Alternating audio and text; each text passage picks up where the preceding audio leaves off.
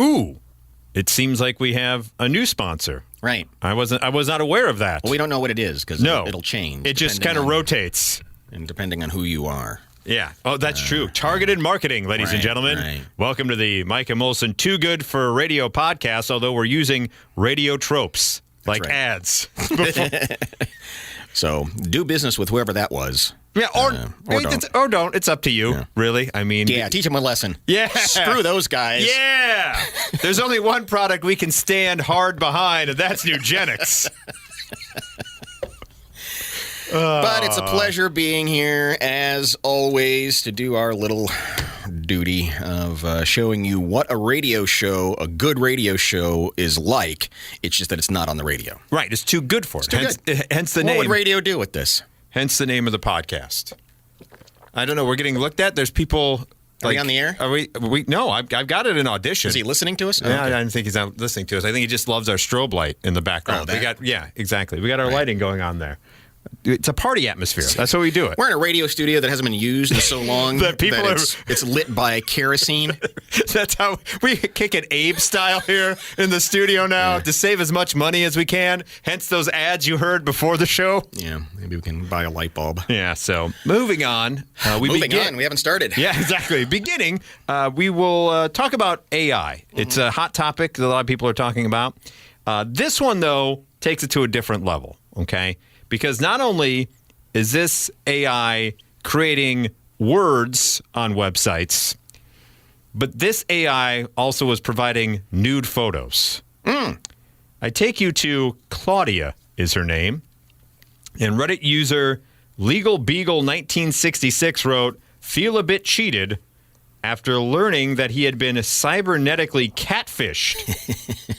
Legal Beagle was one of many fans of Claudia, an alleged Reddit girl who became a fixture on the platform by sharing glamorous selfies. One risque pic, which has since been deleted, showed the web girl in the nude with the caption, "What do you think about my body?" Legal Beagle would frequently comment on how Claudia was pretty sexy and perfect and was willing to pay money to get some extra content, right? When he finds out that Claudia was just an AI creation. Wow. Was never real at all. It was just made by two computer science students who concocted the avatar as, quote, a goof to see if we can fool people with AI pictures. Man, I want to laugh at this guy, but that sounds like something would happen to me. That's what I'm wondering of, like, all these individuals now. Already, it's fraught with peril on online dating, right? And now all of a sudden, not only do you have the AI pictures, but now this AI can also converse as the voice of that particular person. So now it's all at least before, when you were getting catfished, there were at least someone behind, typing those messages. There was some type of human interaction. Now it's just the AI is generating the photos and generating the content. Yeah. And so you're falling in love with an AI. Maybe that movie Her or whatever it was is going to be real soon. And so you got to wonder then, you don't have to wonder, but this is where my head goes. You got to wonder then so this person's having a conversation. He's feeling feelings. Is he in a relationship? He thinks he is. He thinks he is. But it come to find out, it's just two students who set up this AI program. It's kind of like Weird Science has come to life. Yeah. Like bigger boobs. And I think my body's and they didn't generate the captions. They just let Claudia do her thing. Right. And they just kind of fed it the information of what influencers do and maybe what OnlyFans stuff do and just let Claudia go on Reddit. And there was Claudia bringing in old Legal Beagle 1966. I was on a web call yesterday with somebody who was demonstrating ChatGPT and some of the inner workings of it and some things you can do where you can give it instructions. You are now Ernest Hemingway, and so everything that I ask you, you answer as Ernest Hemingway. So you're basically prompting it to be that. Right. Clearly, that's what's going on here. And also, here's some pictures that Legal Beagle 1966, so he's a 56-year-old, about right at the age where you start to become stupid about computers. Right, exactly. You go, I don't know what this is. I just clicked on a button. Seems believable to me. Exactly. And that's, I'm not far from that. By the way, the two students who concocted it said they were reportedly inspired after encountering a post from a Redditor who claimed to earn $500 from catfishing victims online, and they thought, hey, we can do it better. Wow, that's incredible. Yeah, that's incredible. So poor Legal Beagle, 1966, his entire world wrecked because he found out that Claudia, not real. Would you hold on for a second? Yeah. I got to turn this light off. The strobe light? Too much partying going on? What's going on? It's not even... Oh, there you go. Do you have it? Okay, perfect. I got it now. This is live podcasting. That was really, really it would have been with my head. It would have been live radio, but it's too good for it. So now it's live podcasting. We're going to keep this in. We could have edited that out. No. And who knows? Maybe another ad shows up here. We don't know where they show up. So if there's any light bulb companies out there, please go ahead and... Just a competent electrician. Would be fantastic. We appreciate that. Do that for free. So from a guy who was looking online to fill a gap in his love life, to a gentleman who has an issue. He's married and he loves his wife, but he has urges. He does, and he gets it a little on the side from some escorts. Can you say that? Can I get a little on the side from the escort? I guess that's what they're there for some people. What should I have said? No, you're right. I'm just saying. He's like, I got a relationship, but I'm getting on the side from the escort. Yeah. But it seems like in almost a classic, if you remember the book Catch-22, he's fallen in love with the escort, and you're not supposed to do that. No. But there's other things here going on. Okay. Here's 58-year-old Olaf, asterisk. So I guess that's not really his name. He likes warm hugs of his genitals. He has been having extramarital affairs with escorts. You can't be doing that. Behind the back of his chronically ill wife. No! John Edwards. That's even worse. What are you doing, Olaf? I'm someone with a big sexual appetite. Shut up. This is, you know what? That's why you have to only take one NuGenix at a time. You don't take the whole bottle in one sitting. Right. And you know what that means? What that basically means is he's just a guy. Correct. He's not like, he's trying to pass it off like he's on the cover of a romance novel. Yes. I have a big sexual appetite. Look at my rippling pecs. I must have women. You know what it also means? Tiny penis. Yeah, very much so. I have a voracious sexual appetite. However, my wife is chronically ill, and so for years I've been going to escorts. Why don't you know what? Follow Claudia and ask for more pictures. Right. She doesn't. She doesn't know that I've previously fallen in love with an escort. You can't do that. Unfortunately, she didn't want to commit, and nothing came of this romance, but I have certainly... Because she's an escort. Right. What do you mean, unfortunately, she didn't want to commit? She's an escort. I've got an appointment. You're my 3 p.m. every Wednesday. You're not a person. You're just a thing that I do. So he runs through his week. This is a week in the life of horny Olaf. And she'll like it too. Yeah. Just actually text Olaf to 696969 for super NuGenix. Today I woke up early. It was dark outside. I felt warm under my covers, so I started to masturbate until I sank into an orgasm. Oh, what? My wife was asleep next to me, but she doesn't mind. Tuesday. Woke up today. Began searching online for an escort. Found one who caught my eye. Her name was Alexa. Her profile appealed to me immediately when I arrived. By the way, I think the wife does mind. Of course she does. There's extra laundry she's got to do because of that. I think husbands would mind. Like, what are you doing over there? I'm sleeping. Yeah. Okay, so that was Monday. So Tuesday is the escort day. He finds a new escort. Yeah. Shows up. We had a little drink, chatted, sexed. You can't use that as a verb. We sexed. And he goes on about the massages, and he gets into tantric stuff. Oh, God. Shut up, Sting. Yeah. Oh, exactly. Then I went home and cooked dinner for my wife, watched TV. Oh, aren't you a great husband? Discussed work, and treated ourselves to some wine. Wednesday. Just like 2 days in. I met another escort, Steffi. I hate this guy already so much. We arranged everything in advance, including our outfit preferences. No! When Steffi arrived with a welcoming smile, I felt completely at ease. She sat down next to me and stroked my arm. We kissed deeply, and then off to the sexing. Yeah. We did more sex and stuff. After we said goodbye, I went home to crack on with work before getting an early night's sleep. Okay. So you're doing this during your work day? Yeah. So under the guise of I'm going to work with your chronically ill wife, at home, you're like, but you're actually sexting people. Thursday, I'd already enjoyed a lot of sex this week, so I focused on work, myself, and my wife. Oh, that's so Checked off generous lots of you. It took him So generous. took him 4 days to remember he has a wife. Yeah. By the way, I got that lady sleeping next to me. I checked off lots of important responsibilities for my weekly to-do list, bought my wife a bunch of flowers, and we ordered some takeout for dinner. Oh, what a gentleman. Friday, I ordered up an escort named Mila. I've been hornier than usual this week. You know, he went a full 24 hours. without the sex. You know, with his... Or without just waking up in the morning and going, blah, blah, blah, blah, blah, blah, while she's sleeping on the other side there. We met at a hotel, went to the sauna, went back to the room. Sex. Saturday.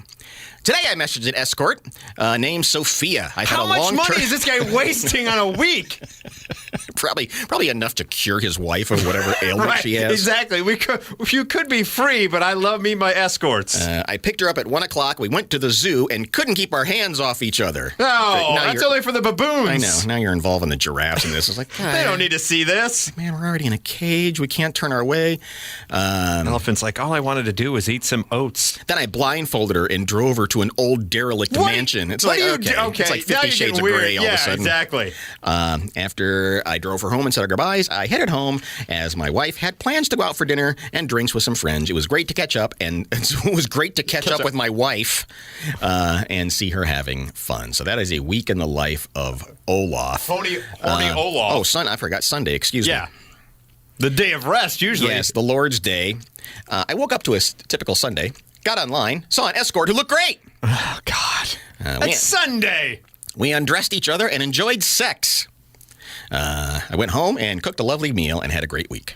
I don't think your wife did. So Monday I woke up, wanked it. Tuesday, Wednesday, sex with the escort. Yeah. Thursday, I remembered I had a wife, so flowers and a nice dinner. Friday was a day. Saturday was weird zoo, blindfold sex day, and then Sunday boned again. In the course of 7 days, did he see his wife for 12 hours maybe? And even the hours he was with her, I'm not counting that. Yeah, he was not present when he was on Monday. At least he was not there. At least the 3 minutes of that in the morning, he wasn't even with her. That is not spending time with your wife. No, God, what an a-hole this guy is. Yeah. So the world again. That's another strange world. The world of escorts. Of I don't know. Where you go, who you ask, what's the procedure? Do you sign a paper? This guy's got it down to a science. What are the rules? I mean, there's so many things where it's too much. Where I couldn't even if I was all cranked up like Olaf, like crazy horny Olaf, with his rippling pecs and just can't control himself. His voracious sexual appetite. I don't know that I could follow through. Not only that, but if you're an escort and you get an email, "Hi, this is Olaf. I'd like to go to the zoo," and then blindfold you and take you to a mansion. I go, "No, next, please." That's going to be an extra $500. Yeah, I don't need you groping me in front of the baboons or the lemurs. Do you bring a credit card? Do you pay? I don't know any of this. Yeah, no, this guy's just God, old Olaf. By the way, if you're Olaf's wife listening, we're sorry you had to hear about it this way through this particular podcast, but leave Olaf immediately. One thing we know for sure about Mrs. Olaf, she does not like it too. She is not okay with it. No, she wants to cut off that bottle. She's like, big hurt, no. Although she would prefer Doug Flutie at this point. Oh, yeah. Hail Mary there. Speaking of jerks, this story also has a jerk in it, as well as what he was doing. Welcome to the unwanted penis section of the podcast here today. We begin with a man in Australia, Kip Perrin, 49 years old, who's been charged with indecent exposure to public space after being seen, I love how they put it, pleasuring himself at around 7 a.m. on a Sunday. Pleasuring himself makes it sound positive. Right. And that's not. No. Here's what happened, all right? The father of two was sitting on the ground near a train station in Sydney, Australia, when a stunned passerby spotted him and reported the incident to the police. The authorities were quick to respond, and as soon as Perrin saw them, got up, dressed himself, and walked off. However, he later handed himself in after footage of the incident and a photo released to the public to try to snare him. So good for Sydney, Australia to be like, have you seen this weirdo? According to court documents, Kip Perrin told off. Now, here's where things get even weirder. Okay, it hasn't gotten weird yet. Yeah, here's where it gets even weirder. According to court documents, Perrin told the officers he had spent Saturday night dining and drinking with a colleague from work and then continued partying at his boss's place. Yeah, that always gets me horny. Yeah. He then left the boss's home at 2 a.m. and decided to take a break at a bus stop on his way home. So it wasn't until 7 a.m. when they found him taking care of business on himself. Did he pull the little rope in the bus and say, "This is where I get off"? Hey-oh! Ding, ding, ding, ding. Wah, wah. You're gross. Yeah, exactly. So from 2 a.m., I assume there was a passing out in there somewhere at the bus stop. Okay. He then removed his shorts, sat on the ground before, now get this, masturbating for over an hour. Ouch. Don't you at some point go, well, this isn't working. Yeah. Time for me to move on. Right, you get a rug burn. Exactly. He initially denied the accusations, but when police showed him the footage of the incident, It was 45 minutes tops, so just stop exaggerating. He said, that's not me. I've never done that before. Wait a minute. That is me. He pled guilty in court, and he'll have a hearing sentence on May 23rd. Okay. So that's Kip Perrin. By the way, who goes out and parties with their coworkers and then goes and drinks at their boss's house to 2 a.m. and then randomly walks home and then thinks, well, this is a good time for me to just show off my junk and go to town for an hour? I mean, we've all... Who's got that kind of time? Right. Who's got an hour to spend? I mean, we've all, been in the mood, felt the urge. If you're on NuGenix, it's nonstop. She'll like it, too. Quit it. Yeah, just knock it off. But you find a place.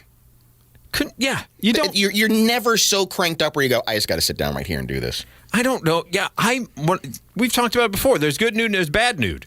And bad nude is any nude in public that no one else wants to see. And especially then doing that. That's a thing you just do. Right. On your own time. Right. You don't bring other people into the equation. No shame for doing that. No, if you got the urge, because like we said, NuGenix will give it to you 24/7. Just take care of it someplace else, someplace private. Yeah, kind of in the mood, would like to do this. This is fun. Everybody's. Yeah, exactly. Not going to bother anybody, just me. And don't do it for an hour. But you're not just walking down the sidewalk and going, I'm sorry, I got to take it. You know what? It's overcome me so much that I just have to do it right here.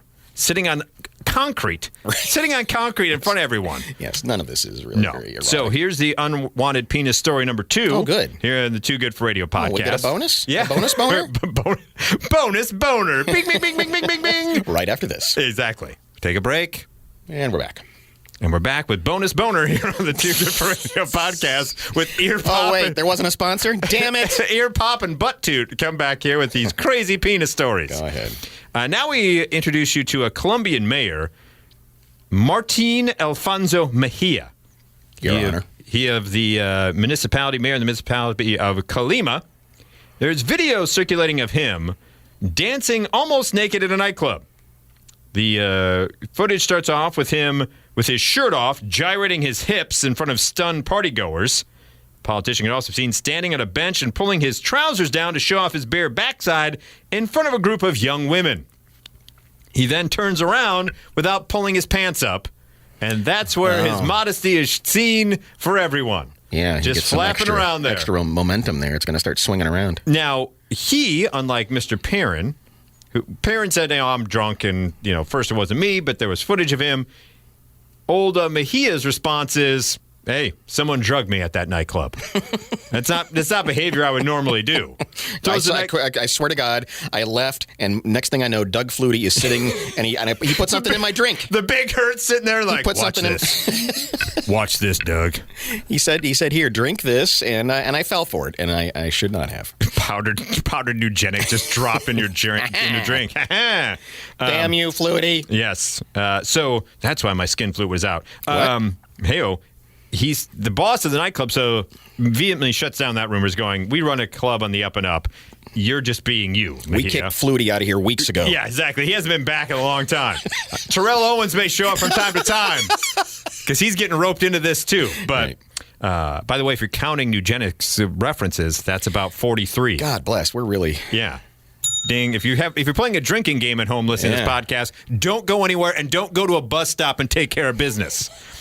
By the way, this isn't the first time for Mejia being involved in some controversy, being intoxicated. Apparently 6 months ago, he appeared at a music festival where he took to the stage and informed revelers he was extremely corrupt. I'm the worst, and I'm going to prove it to you now. Exactly. So let's move on from down there stuff to some proper etiquette. Okay. We have an etiquette expert who has listed the huge mistakes diners make at the table. And they've changed over the years. Because nowhere in these top 6 that they say are bad etiquette at the table are elbows on the table part of the equation anymore. Okay. Number 1, do not start, if you're at a dinner party, this is for dinner party or you're out and about, do not start eating before your host. That is terrible manners. Well, yeah. If they're bringing you over, you got to wait for them. You can't just even at a cookout, they throw the hot dog down.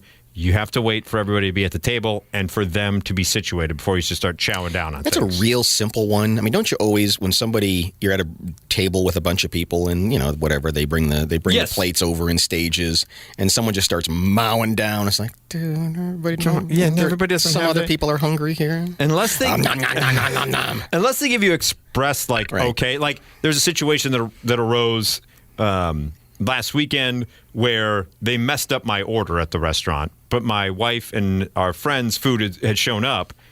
I'm like, go right ahead. Don't wait for it to get cold for just on my account. Number 2, I like this. Avoid talking with your cutlery. Not like picking up and talking to the fork, but they're saying finish chewing, rest the knife and fork crossed on the plate with the fork over the knife, then speak. Do not be gesticulating with your fork. Excuse me. Pardon me? She'll like it too. So yeah. It gets funnier every time. We do it. So yeah, don't be over talking with your hands. Be like, okay, put the knife and fork down and then speak if you're going to be moving your hands around. Number 3, know how to use the table napkin or serviette. Do not fold your napkin neatly at the end of the meal. Loosely pick up the center of the napkin and then leave it on the left side of the table setting or where the plate has been cleared. So don't, when you're done eating, fold up your napkin and feel like I'm very, cultured. Instead, kind of just pick it up by the center and put it to either the left or where they just cleared the table. I got you. And that's what you're supposed to do. Not just wad it up and throw it on the plate. Right. Never cut bakery rolls and bread with a knife. You break them over the plate, is what they say. Okay. So don't be sitting there cutting your knife. Don't eat too fast. Understandable, because then, you burp or whatever. You're gross. And then finally, they say avoid placing, and I think this one is a smart one. I think we all can understand. Avoid placing phones, sunglasses, keys, or personal effects on the table. So don't come in and be like, there's my wallet, there's my... Keep that off the table. There's certain things that go there, not your all these cell phone. are reasonable. I mean, there's some old-fashioned things of how you're supposed to... What's that thing? You're supposed to put your fork in a certain 45-degree angle to let the waitress know that you're done. There's some weird rule. Well, that's what they're saying about speaking. Don't speak of the cutlery. Is rest the knife and fork crossed on the plate with the fork over the knife. That's too much. So that's just 6 of the big ones that you're not supposed to be doing or supposed to be doing at the dinner table. So after all this unwanted penis talk and AI and Olaf, you at least learned something of value and of culture here on this podcast. It's really the least we can do. It is the least we can do. And we end this edition of the Too Good for Radio podcast with an Am I the A-hole, which subject matter near and dear to my heart. Because I have found myself in this situation, but not to the lengths in which this particular submitter has. Okay. Here's the story. Tonight at the Islanders game, those who don't know, that's one of the 2 New York hockey teams, I was fortunate enough to catch my first puck at a game after 25 years of attending games. Even at 34 years old, it was exciting to finally grab a puck after all these years. Now, I'm assuming that he had caught the puck because sometimes the puck gets deflected out of play. There are certain ways you can go about getting a puck. There's sometimes within warm-ups where a player will throw a puck over the glass to fans, right? But the way this guy is describing it is, this is one that got deflected into the stands during the course of the game. Okay? What are you supposed to do with that? Well, here's the thing. Okay. Here's where we go. My first thought after I caught it was, I can't wait to give this to my kid. Mm-hmm. My kid absolutely loves hockey and the Islanders as much as I do. A minute after I sat down, people were in my ear telling me I should give it to the kid a few rows in front of me. I kindly explained that I have my own kid and would really love to give it to him. Instead of just taking what I said and letting it go, they crucified me for the rest of the period, Dang. calling me an a-hole and some other choice words. It got so uncomfortable, we left after the second period. Wow. My question is, am I the a-hole for not giving the puck that I caught to another kid and wanting to save it for my own son? Personally, I don't feel like it's an unreasonable thing. The way they acted, you would have thought I stole the puck right out of the kid's hands. Seriously, need to know because it's been bothering me since I got home. No, I don't think he is. And I think the people that were getting in his ear about it, I think you just say, hey, actually, I'm going to take this home to my son. And then you go, oh, okay, I get it. Because when I first read this, because I've been in this situation before. Yeah. When I first read this, I was like, this guy immediately is the a-hole because he didn't give the puck to the kid. Mm-hmm. But then when I read that he has a kid, it changed my perspective. I think, yeah. And the fact that it was within play. Now, if he was sitting there banging on the glass, waiting and warm-ups, and had, like, you know, one of the players had seen a small kid attempted to throw the puck to the kid. Right. And he reached over, grabbed it. Inexcusable. Then he's an a-hole, right? Because I've seen that happen before. Sure. And I've seen it where a puck gets thrown into the stands, I catch it, like in warm-ups, right? I'm not reaching over a kid. I just happen to grab it. I immediately look to a kid one way or the other and give it to them, right? In the course of play, it's a little bit different, but I don't think that necessarily he has to give it to the kid a few rows up because he had his own kid. If Did the kid have a legitimate chance of catching it? He's a few rows up. Yeah. So it was in the ballpark. Yeah. But I don't know if the kid had a legitimate chance. Okay. From this guy's account, right? We don't know the people calling him the a-hole.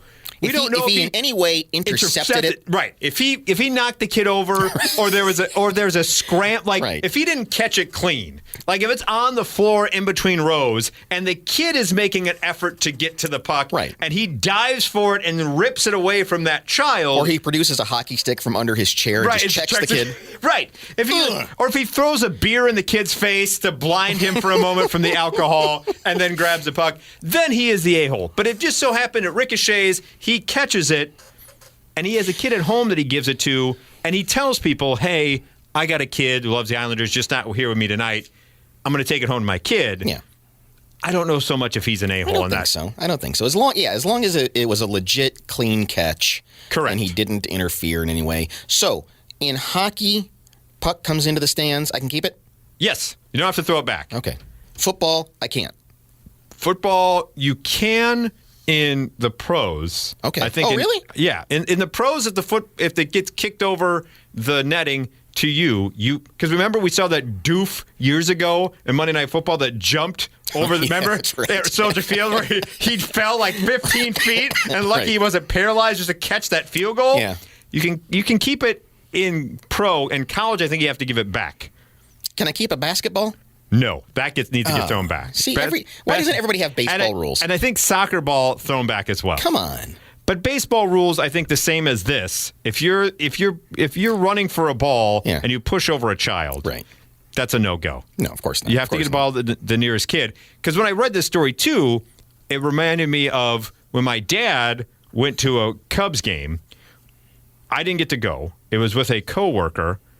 God rest him. They called him the Sheik. I don't know why. I do know why, but I don't want to share that story now. Okay. And the whole game, apparently... That'll be on Mike and Molson Red, which you have to subscribe to. That's for our Patreon. That's for the Patreon subscribers. You get real deep talk. Right.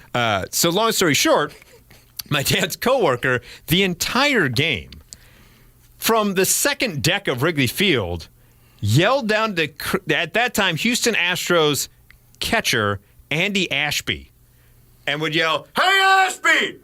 This guy's kid loves baseball. Can't be here. Can I get a ball? Can I get a ball from you, Andy? Oh, man. Hey, Ashby, I'm talking to you." Just go to the souvenir stand. And my dad was getting more and more embarrassed for obvious reasons. Shut up, Sheik. Yeah, so that's what my dad said. That's like, "Sheik, it's okay. Mike will understand. It's fine. We get a foul ball, great. But you don't. No. We're getting him a ball." Ashby! Ashby! Have you heard? I need a ball! This guy's kid, I need a ball! God bless. Finally, by the 7th inning, Oh, my God. like in between every half inning, Right. my dad said, with every ounce of hatred and disdain for crowds everywhere, Ashby hucked a ball about 87 miles an hour up just right at Sheik's head. And he goes, "I think Sheik broke his hand to knock it down. It was thrown so hard. But here's that ball for you, son." Wow. And to this day, I still have the ball and that fantastic story That was well earned. that you can get more about Sheik's nickname if you become a Patreon. If I get hit in the face with an NBA regulation basketball, Throws back. I want it. You got to throw it back. I can't keep the basketball? No, Or a soccer ball, huh? If this podcast has not made you laugh at all, do yourself a favor and go to YouTube and just search "woman gets hit in face with basketball." Yes. That lady's not paying attention. She's on her phone She's on and her phone. knocks the glasses straight up. Kapooey, And they yeah. have slow-mos of it and everything else. She should have gotten the ball. She probably should have. I'm assuming she got an autograph from somebody. I'd hope so. After all that, through all her troubles. Gosh, that And if doesn't nothing seem fair. else, if she's online, Olaf will find If her. I'm at the Olympics and a guy falls off the mountain and his skis go flying, can I take his skis? Yes. I think you could take. Oh, Macron. I want to keep his skis. I think. Look, if you are in the audience and you might get hit by something, I think you get to take them home, right? The skis, yes. Basketballs, no. Mm-hmm. Soccer balls, I don't think so either. And pucks, yes. If an Olympic diver loses his pants when he jumps into the, He becomes Mejia or Perrin. can I jump in the water and take his trunks? No, you can't go into the field of play. You cannot go into the field of play. That just doesn't happen. Okay. But if I'm watching Olympic badminton and I get hit in the face with a shuttlecock, Right. I think I get to keep that, right? Yeah. If I'm watching Highlight and one of those funny sticks with a net on the end of it comes flying out. If I'm watching speed skating and the blade comes in and slices my face, Yeah. I get to keep that blade, right? Yeah, if the guy that's shooting, doing the biathlon. the biathlon, and I don't know, he runs out of oxygen, he trips. Can I take his gun? If the javelin gets thrown Yes. and ends up in the leg of the person next to me, but I'm quick enough to pull it out of the wound, do I get to keep that? If a javelin goes into the audience, I'm going home with it. It's like, this is my javelin now. Those javelins, discus, and shot puts are okay to keep. Anything else? Those big Russian guys when they're doing the weightlifting, and they like have a hernia and fall down and the weights go off the end. Can I take one of the weights? Yes. Okay. Yes. All right. I just want to make sure I understand the rules. If the guy is exerting himself so much and his belt pops off, Yes. Right. And his veins come out of his neck and he passes out. And the weights tumble off the end. You get the weights and the belt. If he passes out, can I clip part of his singlet and take the strap home? I think everybody gets a souvenir. That's fair. That's the new rules, ladies and gentlemen. Thank you for listening to this ridiculous podcast. And I don't know, maybe we'll be back next week. Here's some more ads that we don't know what it is. Enjoy.